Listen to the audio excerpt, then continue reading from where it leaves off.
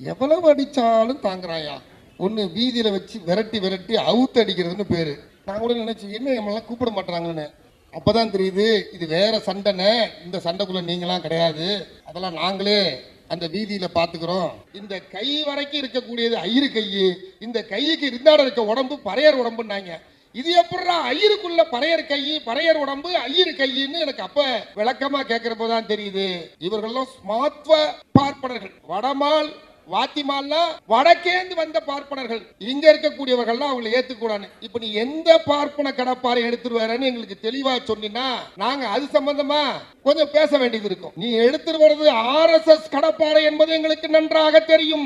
நீ எடுத்துட்டு வருவது இந்துத்துவ சனாதன சங் பரிவார கடப்பாறை என்பது எங்களுக்கு தெரியும். நீ எடுத்துட்டு வருவது காவி பயங்கரவாத கடப்பாறை என்பது எங்களுக்கு தெரியும். பிள்ளைக்கா பையனா பொடி பையன் பேர் மெட்ராஸ் மாநில குமரதான் சொல்ல பிள்ளைக்கா பையன். இந்த பிள்ளைக்கா பையனுக்கெல்லாம் நம்ம மாநாடு போட்டு பேச வேண்டிய அவசியம் இல்லை. ஆனால் தமிழ்நாட்டில் கூடிய காஞ்சி சங்கராச்சாரிய மடத்துல ஒரு தெலுங்கு பார்ப்பன வந்து மடாதிபதி உட்கார்ந்து இருக்கானே, இதோ வந்தேரிகள் என்று சொல்லி எங்கிருந்தோ வந்தவர்கள் என்று சொல்லி சுட்டிக்காட்டி அருந்ததிய மக்களை வந்தேரிகள் என்று சொல்லக்கூடிய இந்த ஈன அரசியல் பேசக்கூடிய ஒன்றால் சங்கரமடத்தை எதிர்த்து தெலுங்கு பார்ப்பனை எதிர்த்து போராடுவதற்கு திராணி இருக்கா, தெம்பு இருக்கா, துப்பு இருக்கா, துணிவு இருக்கா? நாம் தமிழர் கட்சியில போறவங்க எல்லாம் பாத்தீங்கன்னா ரொம்ப டேஞ்சரான. ஏன்னா மூல செலவு செய்யப்பட்டு காயடிக்கப்பட்டவங்க மாதிரி. இந்த ஆடு மாடு வளர்க்குற பார்த்தீங்கன்னா காயடிச்சிருவாங்க, அதுக்கப்புறம் ஒண்ணுமே நடக்காது. வேற எந்த கட்சியுமே போறதா பாத்தீங்கன்னா போக மாட்டான். அந்த ஆமை குஞ்சுகள் எல்லாம் இந்த புள்ள பிடிக்கிறவன் பின்னாடி போய் மயங்கி அவனுடைய பேச்சில மயங்கிட வேண்டாம் என்பதை சொல்லுவதற்குத்தான் நம்முடைய அரசியலை பேச வேண்டிய அவசியமும் தேவையும் இருக்கிறது. மனிதனுக்கு மனிதன் சமமாக இருக்க முடியாது என்கிற நிலையில் அந்த சாதிய வேறுபாட்டை தீண்டாமையை தீயிட்டு கொளுத்த சொன்ன அந்த தந்தை பெரியாரின் கோட்டையடா. அந்த கோட்டைக்குள்ள உனக்கு என்ன வேலை? ஒரு சினிமா பட டயலாக் இந்த நேரத்தில் இந்த மனோஜை பார்த்தாலே எனக்கு ஞாபகம் வந்தது. இப்பெல்லாம் எவ்வளவு அடிச்சாலும் தாங்குறாயா அப்படின்றது ஒரு டயலாக் இருக்கும். இப்போ இது ரெண்டு டைப்பாக அடிச்சிட்டு இருக்காங்க. ஒன்று வீதியில் வச்சு விரட்டி விரட்டி அவுத்து அடிக்கிறதுன்னு பேர். அது எவ்வளோ நாள் வரைக்கும் செஞ்சு முடிச்சுட்டாங்க. அதுக்கு ஒரு டீமே வேலை செஞ்சு நான் கூட நினச்சி என்ன நம்மளாம் கூப்பிட மாட்டாங்கன்னு. அப்போ தான் தெரியுது இது வேற சண்டைன்னு. இந்த சண்டைக்குள்ளே நீங்களாம் கிடையாது, அதெல்லாம் நாங்களே அந்த வீதியில் பார்த்துக்கிறோம்.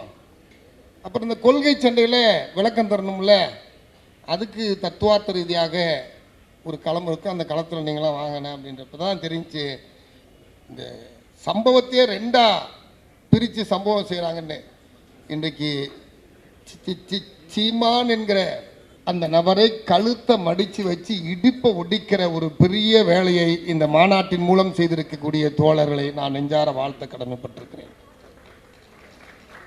பிராமண கடப்பாறை, இந்த பிராமண கடப்பாறை மூலம் எந்த பிராமண கடப்பாறைன்னு எனக்கு தெரிஞ்சாகும். ஏன்னா அவங்களுக்குள்ளே வடகலை தென்கலைன்றான், அவங்களே கடப்பாறை எடுத்து அடிச்சுக்கிட்டு நிற்கிறான்.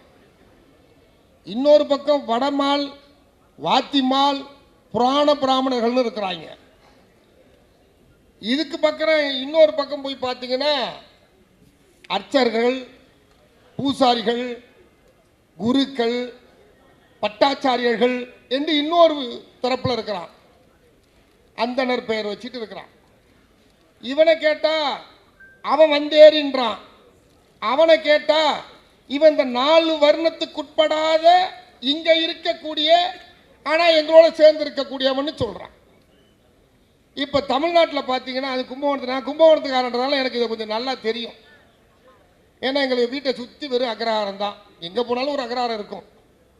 அதனால இவங்களுடைய பாம்பின் கால் பாம்பறிகிற மாதிரி இவங்க அனைத்தும் நமக்கு ஓரளவுக்கு தெரிந்த சமாச்சாரம். மகாராஜபுரம், திப்புராஜபுரம், சித்தன்வாலூர் இந்த மாதிரி கிராமங்களில் பார்த்தீங்கன்னா சில ஐயர் வீட்டில் இந்த ஐயருங்க உள்ளே போக மாட்டாங்க, திண்ணையில தான் இருப்பாங்க. எனக்கு இது என்னன்னு தெரியாது, ரொம்ப நாளுக்கு தான் தெரியும். இந்த திண்ணையில் பெரிய பெரிய திண்ணையாக இருக்கும், சாஞ்சி உட்கார மாதிரி இருக்கும். அந்த இடத்துல பல தட்டோடு வச்சுருப்பாங்க, பூ வச்சுருப்பாங்க. இந்த ஐயர்களை எடுத்துகிட்டு போய் பூஜை பண்ணிட்டு வருவாங்க.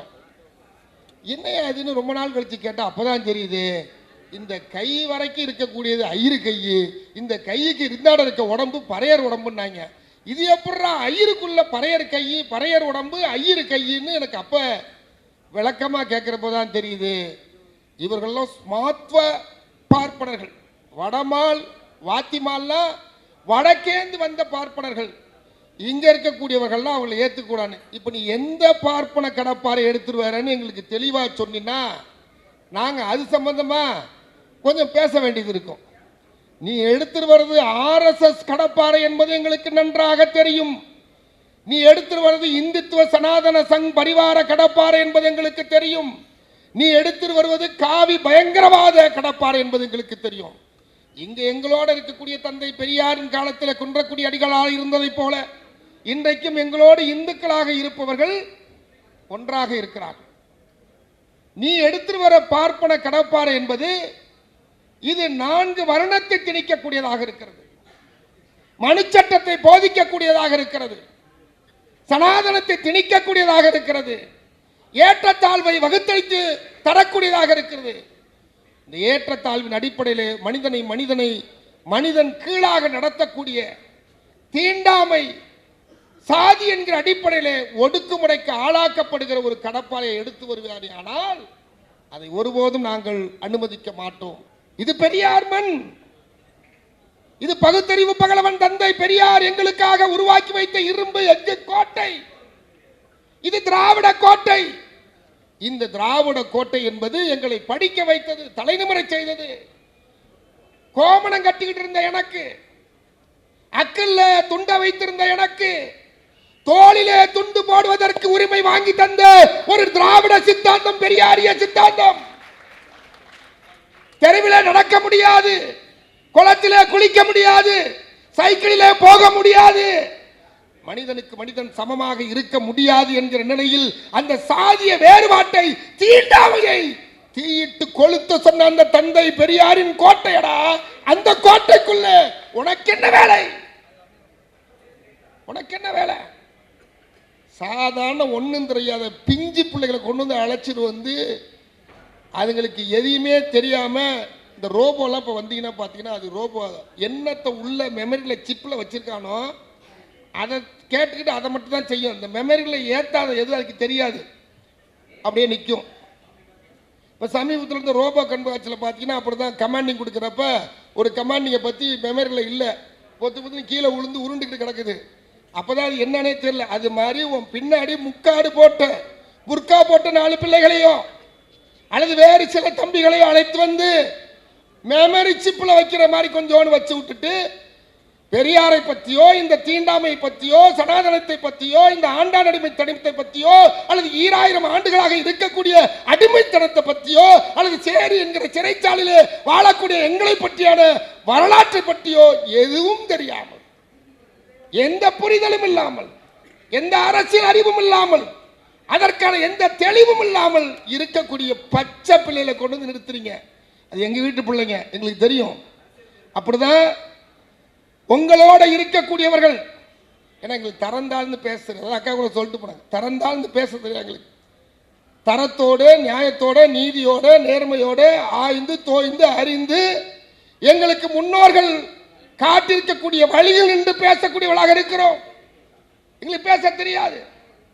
ஆனா பார்ப்பன கடப்பாறை கொண்டு வந்த பார்ப்பன 4 வருணத்தை கொண்டதாக இருக்கிறது சொன்னால் அது ஆண்டான் அடிமைத்தனத்தை சொல்லுது.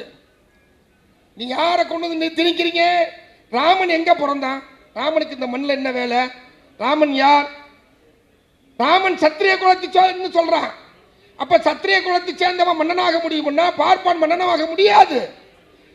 ஆக இங்கே இருக்கக்கூடிய சத்திரிய குலத்து மன்னர்களை மோத விட்டதாக நீ சொல்கிறாய் என்று சொன்னால் அந்த சரித்திரத்தில் கூட பார்ப்பான் பின்னிருந்து வேலை செய்கிறான். அதைத்தான் ஒன்ன மாதிரி இருக்கக்கூடிய கேடுகட்ட அறிவற்ற முட்டாள்களை வைத்து அன்றைக்கும் செய்தான், இன்றைக்கும் செய்கிறான். அந்த கடப்பாறை எல்லாம் அங்க ஆண்டாண்டு காலமா 2000 வருஷமா முறிச்சு போட்டுக்கிட்டே வந்திருக்கோம். சத்தியமூர்த்தி என்கிற கடப்பாறை தமிழ்நாட்டில் முறித்து போடப்பட்டது 1936 8 ராஜாஜி என்கிற கடப்பாறை முறித்து போடப்பட்டது. யார்? அந்த கடப்பாறை முறித்து போட்டவர் தந்தை பெரியார், திராவிடம். சத்தியமூர்த்தி என்கிற கடப்பாறை என்ன செய்தது? கல்விக்கு எதிராக உருவாக்கப்பட்ட கமிஷனுக்கு எதிராக பேசக்கூடிய பார்ப்பனிய சித்தாந்தத்தை கொண்டிருந்தார்.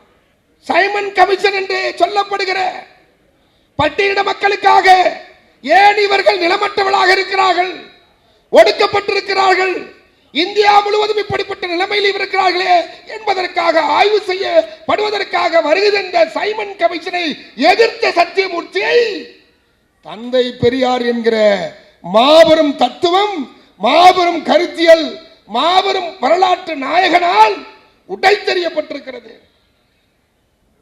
எங்களுக்கு இந்த 2 கடப்பாரை விட நீ பெரிய கடப்பாரெல்லாம் கிடையாது. நாங்க மெயின் பிக்சரே பார்த்துட்டோம், டைரக்டா மெயின் பிக்சரே பார்த்துட்டோம். அதுக்கு பதிலாக காமராஜரை கொண்டு உட்கார்ந்துட்டோம். காமராஜர் வழியா என்ன செய்யணுமோ அதை செஞ்சோம்.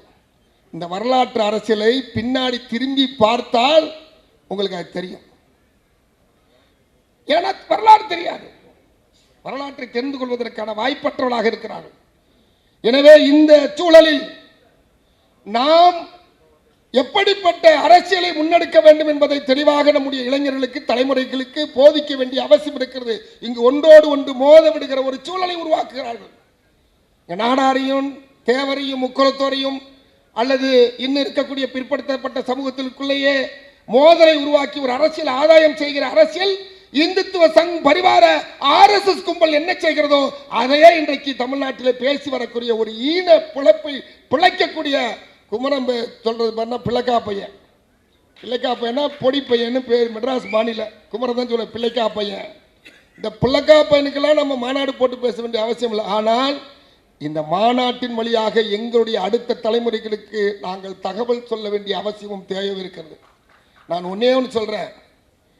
இந்த சங்கரமடம் இப்போ காஞ்சிபுரத்தில் இருக்கு. இந்த சங்கரமடத்துக்கு வந்திருக்கான ஆந்திராவிலேருந்து வந்தக்கூடிய தெலுங்கு பார்ப்பனர் மடாதிபதியா உட்கார்ந்துருக்கான, அதை உன்னால கேட்க முடிஞ்சா? நீ தமிழ் தமிழ் என்று பேசுற தமிழ் இனம், தமிழ் மொழி, தமிழ் மக்கள், தமிழ்நாடு, இது என் தேசம். நான் அதை விட்டுட்டேன், இதை விட்டுட்டேன், எங்க முன்னோர்கள் விட்டுட்டாங்க. ஏன்னா தமிழ்நாட்டில் கூடிய காஞ்சி சங்கராச்சாரிய மடத்துல ஒரு தெலுங்கு பார்ப்பனர் வந்து மடாதிபதி உட்கார்ந்து இருக்கான, இதோ வந்தேரிகள் என்று சொல்லி எங்கிருந்தோ வந்தவர்கள் என்று சொல்லி சுட்டிக்காட்டி அருந்ததிய மக்களை வந்தேரிகள் என்று சொல்லக்கூடிய இந்த ஈன அரசியல் பேசக்கூடிய உன்னால் சங்கரமடத்தை எதிர்த்து, தெலுங்கு பார்ப்பனை எதிர்த்து போராடுவதற்கு திராணி இருக்கா, தெம்பு இருக்கா, துப்பு இருக்கா, துணிவு இருக்கா?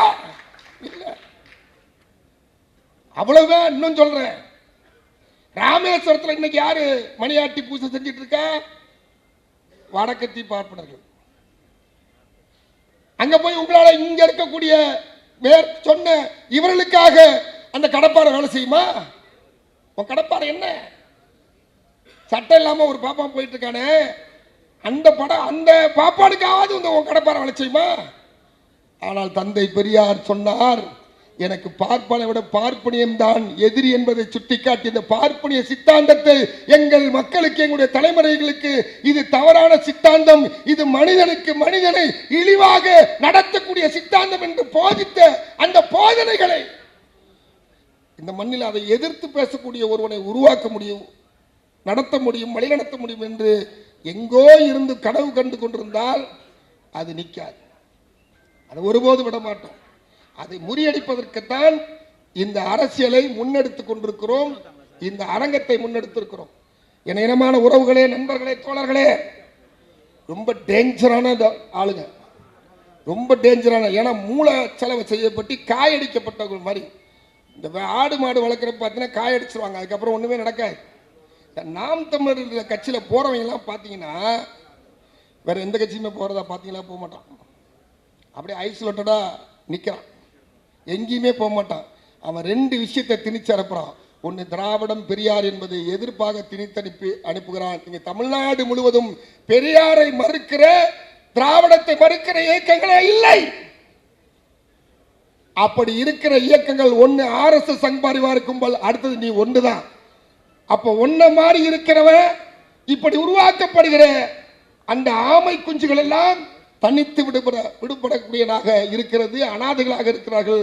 அவர்களை கொண்டு நாம் கவலை கொள்கிறோம். உடனடியாக அதுபோன்று நம்முடைய பிள்ளைகள், இந்த பிள்ளை பிடிக்கிறவன் பின்னாடி போய் மயங்கி அவனுடைய பேச்சில் மயங்கிட வேண்டாம் என்பதை சொல்லுவதற்குத்தான் நம்முடைய அரசியலை பேச வேண்டிய அவசியமும் தேவையும் இருக்கிறது. அதற்காக முன்னெடுக்கக்கூடிய இந்த தலைவர்களை, இந்த இயக்கத்தை நான் நெஞ்சார பாராட்டுகிறேன். இந்த மாநாடு ஏதோ ஒரு நிலையில் மட்டும் நின்று விடாது. இனி ஒவ்வொரு மூளை முடுக்கும், ஒவ்வொரு இடத்திலும், ஒவ்வொரு இயக்கமும் இவர்களை தோலுரிப்பதற்காக, அவருடைய முதுகெலும்பை ஒடிப்பதற்கு, வேரோடும் வேரடி மண்ணோடும் சாய்ப்பதற்கு நாம் தயாராக அணியமாக வேண்டும் என்பதற்கான அறைகூலாக இந்த மாநாடு அமைந்திருக்கிறது. இந்த மாநாடு ஒருங்கிணைத்திருக்கக்கூடிய தந்தை பெரியார் திராவிடர் கழகத்தைச் சேர்ந்த அன்புக்குரிய தோழர்கள் அனைவரும் நெஞ்சார பாராட்டி வாய்ப்புக்கு நன்றி கூறி விடைபெறுகிறேன். நன்றி, வணக்கம்.